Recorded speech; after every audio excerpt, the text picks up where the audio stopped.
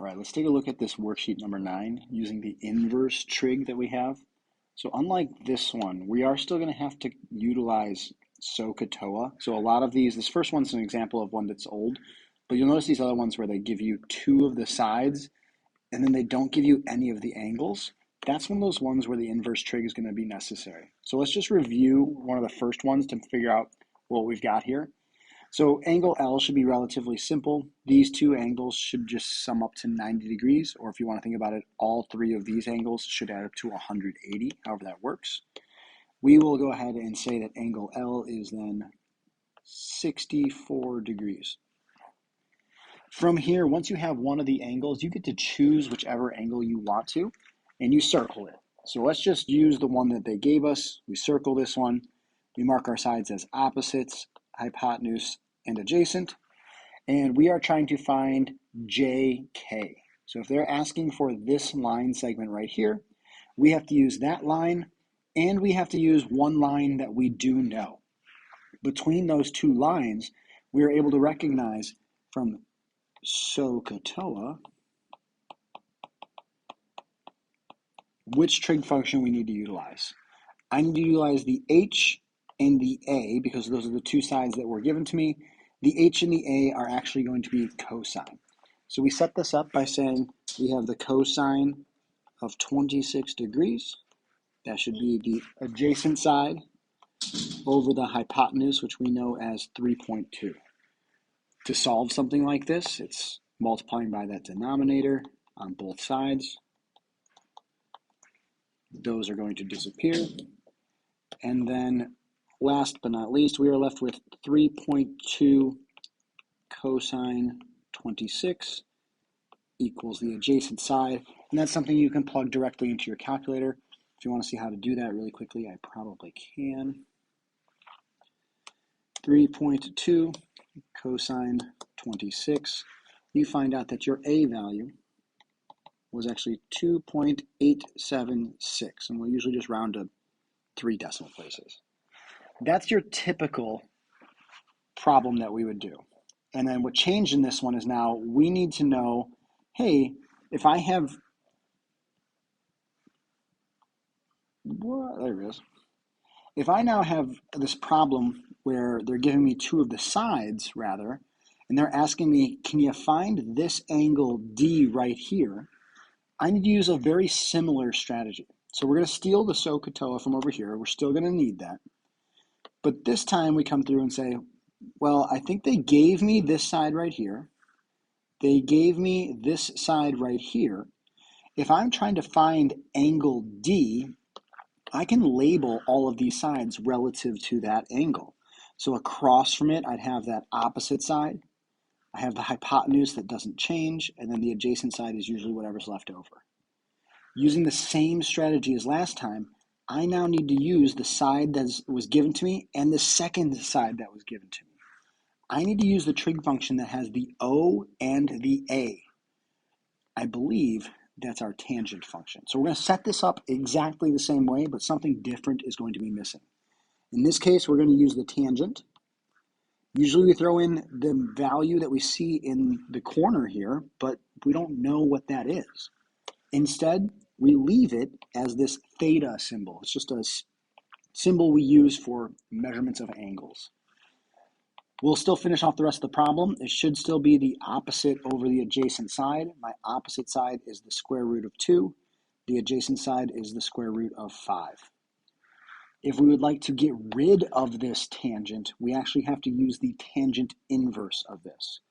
So when we use the tangent inverse to quote-unquote undo it, what we're really turning this into is saying this is now going to, if I tangent inverse this left-hand side, the tangents are going to cancel or undo each other. So I'm left with only the theta on this side. And on the right side, if I take the tangent inverse, we use the tangent inverse, and then whatever's on that side actually ends up inside of these parentheses. This is a problem now that, again, we can plug directly into our calculators. Let's again see what that's going to look like really quick. So if we have this and I type in the tangent, you're going to have to use the second button first so you can see how it pops up some of those secondary yellow colors. tangent inverse, make sure the -1 is there. We are going to type the square root of 2. We're going to divide it by the square root of 5. Plug that in, and they find out your theta value, or the measurement of that angle, is 32.312 degrees. So it's very similar in the sense that we're using the same trig. The only difference is what's missing. In one of these problems, I was missing one of the sides. In the new style of problems, we're missing the angle itself. And it's just two different ways of solving it. Let's see this third one really quickly just to wrap it up and make sure we really got this down. I'm again going to steal the SOHCAHTOA, put it over here for a second. They are asking me for angle P in this situation. If I look at angle P, I believe that is this one. So I'm going to put the theta symbol right there. And we'll label our sides. I have an opposite side, a hypotenuse, and an adjacent side. We also need to remind ourselves that we have to use the two sides that they gave us values to. They gave me the values of 6.7. They gave me the value of 8.3. Which two sides allow us to use a specific trig function? This one uses the a and the h. That's going to be the cosine function. So we come back down and we say, if I take the cosine of my angle, which I don't know, we're going to leave it as theta. That should be the adjacent side, 6.7, divided by the hypotenuse, 8.3. We now need to get rid of that cosine, and once again, we will use the cosine inverse to quote-unquote undo the cosine that we see. The left-hand side, those cosine inverse and the cosine, we're going to undo each other or cancel each other out, so we end up with just the theta symbol. On the right-hand side, once again, we steal the cosine inverse, and whatever was on that side now goes inside the parentheses. We bust out the calculator one more time, and we do the same thing. If I take the inverse cosine of 6.7 divided by 8.3, I find out that angle was actually 36.174 degrees. So that's how those cosine inverses work whenever we're missing those angle measurements. Some of these other ones, they might ask you for side lengths and things like that. Some of that might be using 30, 60, 90 triangles. Some of it might be using 45, 45, 90 triangles, or just even Pythagorean's theorem. But like number 5, we're solving for angles. All these other ones, very similar things. Let's look back at that other worksheet that you wanted to look at as well. I believe it was Unit 8, and you're having trouble with some of these graphing ones. For these, I went ahead and for worksheet number 4, these were a couple that I looked at. I went ahead and just put 2 of these shapes on the graphs. So I'm going to do number 1 and number 3. One of the first things I think is important is just to see if you can identify even what shape it looks like. For number 1, this one definitely looks something like a square or a rectangle, maybe more of a square than anything else. I probably should put some points on here. So I've got P, Q, R, and S. So to do these, we first need to prove what shapes these are. And the things that we have to do is, I always tell everyone, I want you to find the slopes of all 4 of the sides of that shape. And I want you to group them so that the opposite sides are next to each other. What I mean by that is I'm going to find the slope of PQ and then the opposite side of SR, and I'll put them close together so I can see if they're the same or not. Because part of being a parallelogram, that's the first thing we have to prove, is that the opposite sides have the same slopes. From there, I would then do the same thing for S and P and R and Q. So let's do these real quick. If I wanted to count the slopes, and the nice thing about graphing is we can quite literally count the slopes. It's the rise over the run. From Q to P, I would go up 2. I would go left 1, 2, 3, 4, 5, 6. If I was given that information, I'll write this out like this. The slope of PQ is the rise over the run. So I went up 2, I went left 6.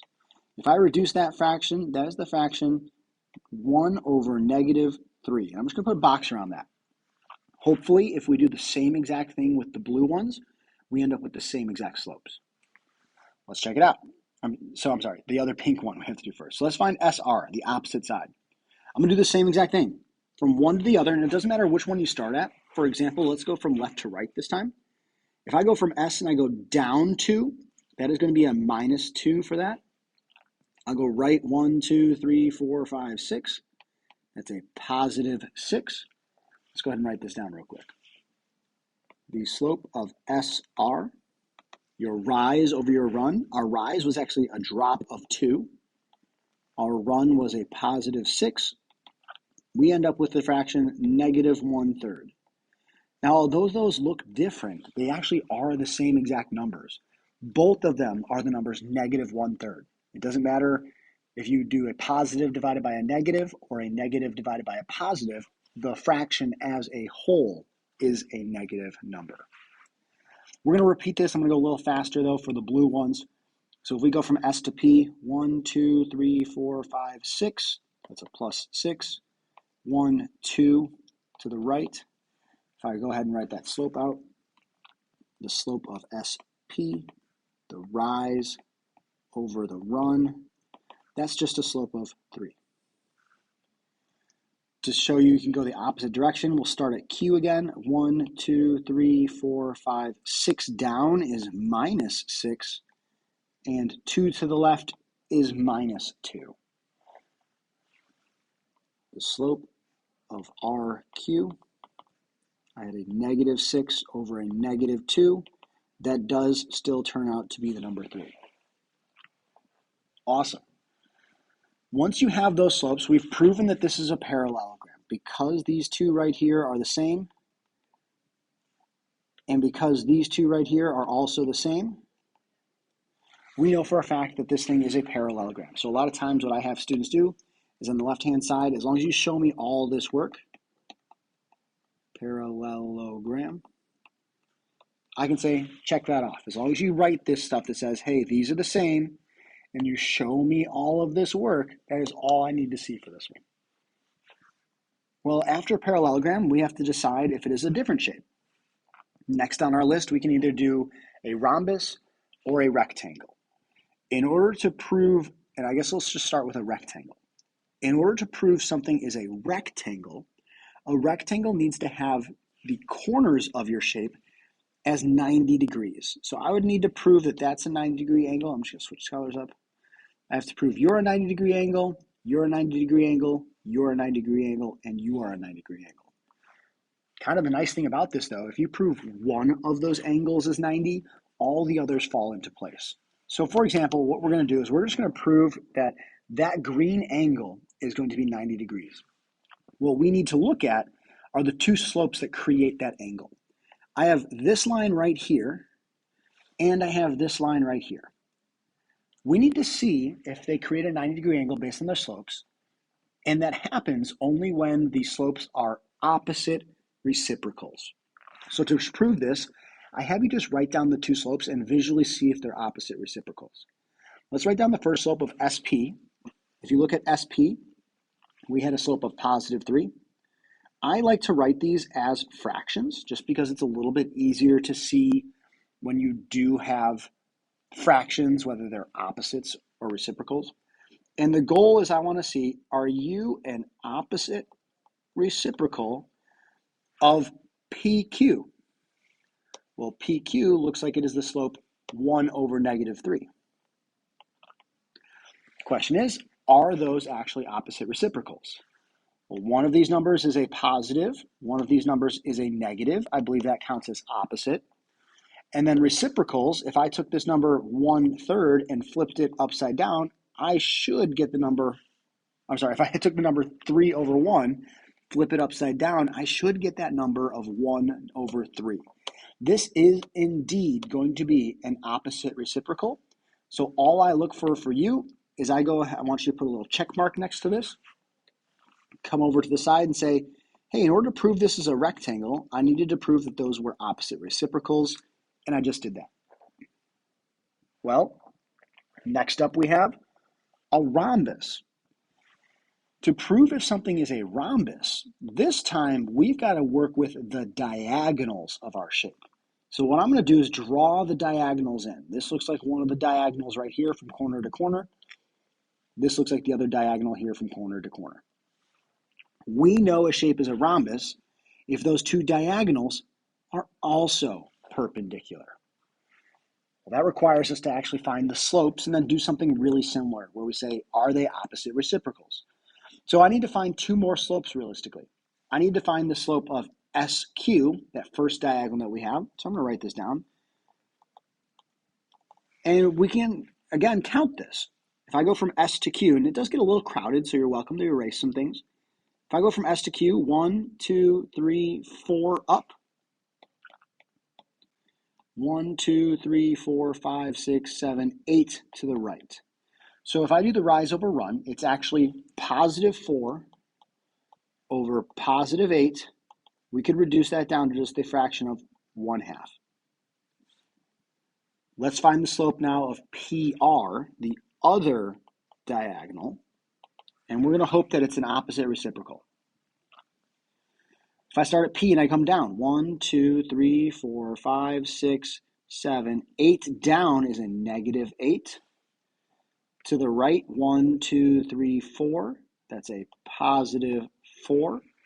My slope would be the rise of negative 8 over the run of positive 4.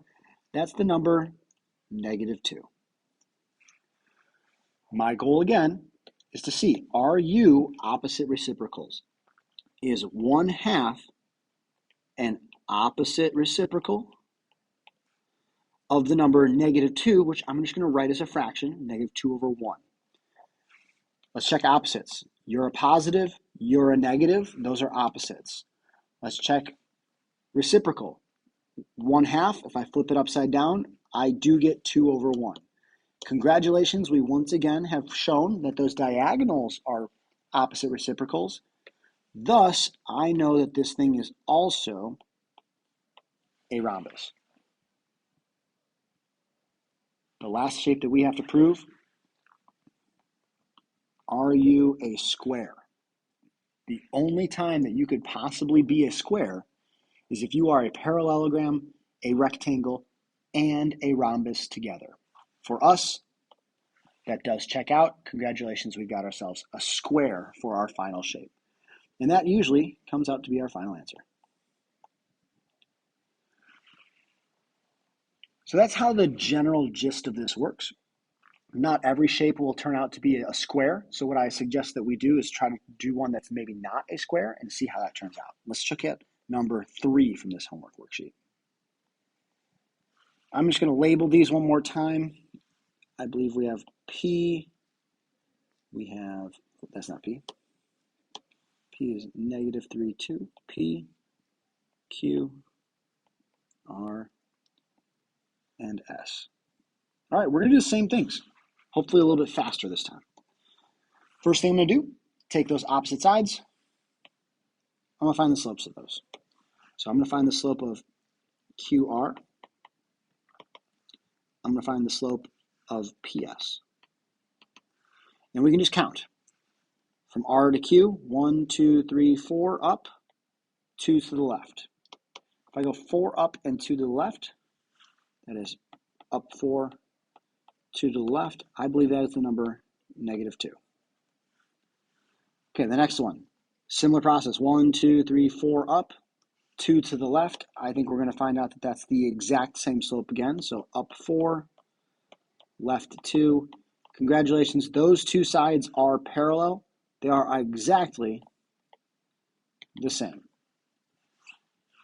Time to move on to the other set of sides, PQ and RS. Let's do these really quickly. If I have PQ and I have RS, we can count these again. 1, 2, 3, 4 up, 2 to the right. If I go 4 up and 2 to the right, that gives me a final answer of positive 2. And for the other one, 1, 2, 3, 4 up, 1, 2 to the right as well. It does look like these are going to be identical to each other because we have the same exact numbers that we're working with. Up 4, right 2. Once again, we have just proven that this is a parallelogram. When the opposite slopes are identical, it can be classified as a parallelogram.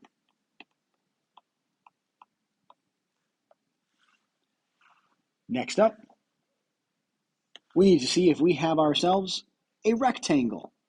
Rectangles would mean that two sides need to be perpendicular. In this case, I think we can clearly see it's probably not going to be a right angle there, but let's just try it out anyways and check it out. I'm going to take PQ, I'm going to take QR, and I'm going to see if they're opposite reciprocals of each other. Well, the slope of PQ was 2, which I'm just going to write as 2 over 1. Are you an opposite reciprocal of QR, which is negative 2 over 1? So I got that from right here. Unfortunately, those two values are opposites, but they are not reciprocals. If I flip this over, I should get a 1/2, and I did not get a 1/2 on this side. So we come through and say, guess what? Wrong. You are not going to be some sort of a rectangle because you are not opposite reciprocals. So we'll write down rectangle, put a big X next to it. What about a rhombus? Let's check out the rhombus status real quick. For a rhombus, again, we need to use the diagonals of this shape. So there's one diagonal, here's the second diagonal. Are these perpendicular? They kind of look like it, but we have to prove it again mathematically. So I'm going to find the slopes of these. The first slope is QS. The second slope is PR. Let's look at PR first.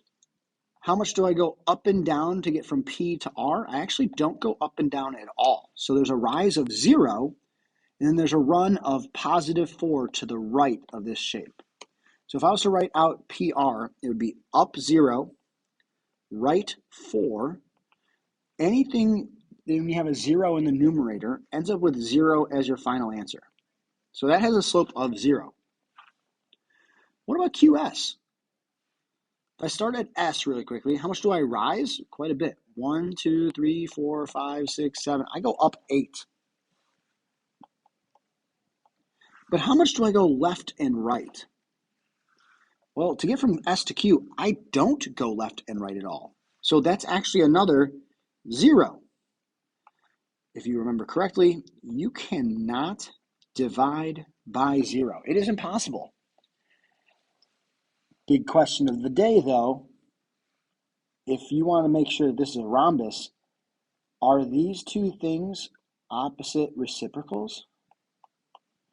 Well, let's check it out. Is undefined